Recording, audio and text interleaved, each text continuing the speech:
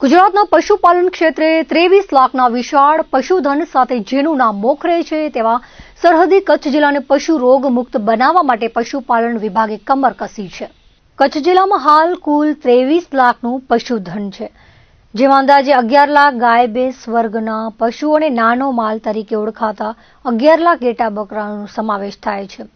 પશુધનને વિવિધ રોગચાળાથી સુરક્ષિત રાખવા માટે રાજ્ય સરકાર દ્વારા વર્ષ દરમિયાન રસીકરણની કામગીરી નિરંતર ચલાવવામાં આવે છે।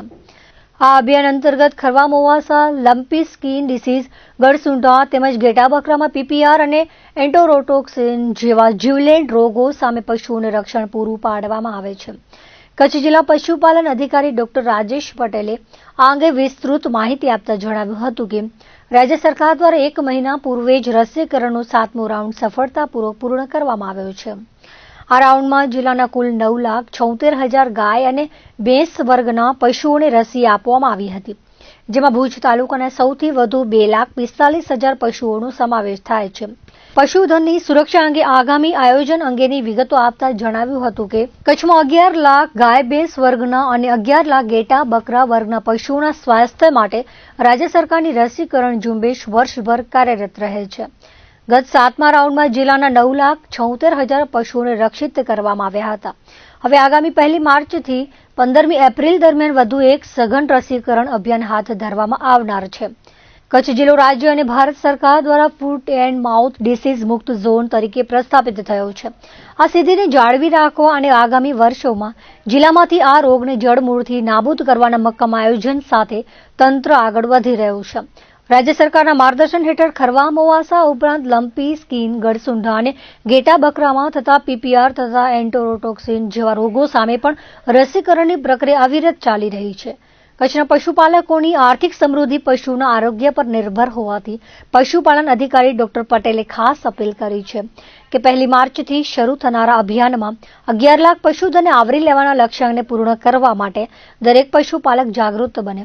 પશુઓમાં રોગપ્રતિકારક શક્તિ વધારવા અને સંભવિત રોગચાળાને ખાળવા માટે સમયસર રસી મુકાવવી અનિવાર્ય છે।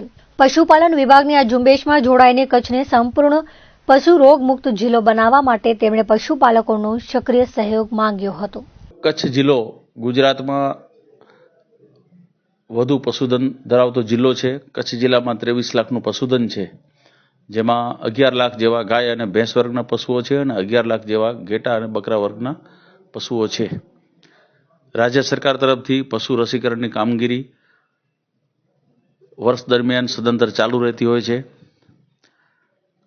ખરવા મોવાસા રસીકરણની કામગીરી, લમ્પી સ્કિન ડિસીઝ રસીકરણની કામગીરી, ગળસૂંઢા રોગ વિરોધની કામગીરી, ઘેટા બકરામાં પીપીઆર રસીકરણ અને એન્ટેરોટોક્સિન રસીકરણની કામગીરી જિલ્લામાં ચાલુ રહેતી હોય છે। ખરવા મોવાસા રસીકરણની વાત કરીએ, જેમાં રાજ્ય સરકાર તરફથી 7મો રાઉન્ડ 1 મહિના પહેલા પૂર્ણ થયેલ છે, જેમાં જિલ્લાના 9,76,000 ગાય અને ભેંસ વર્ગના પશુઓને રસીકરણ હેઠળ આવરી લેવામાં આવેલ હતા।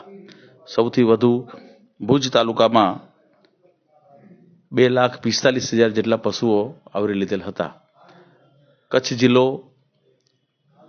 રાજ્ય સરકાર અને ભારત સરકાર તરફથી એફએમડી ફ્રી ઝોન તરીકે ડિક્લેર થયેલ છે। આગામી વર્ષોમાં ખરવા મોવાસા રોગ કચ્છ જિલ્લામાં નાબૂદ થાય, એફએમડી ફ્રી રહે તેવું સરકારશ્રીનું આયોજન છે।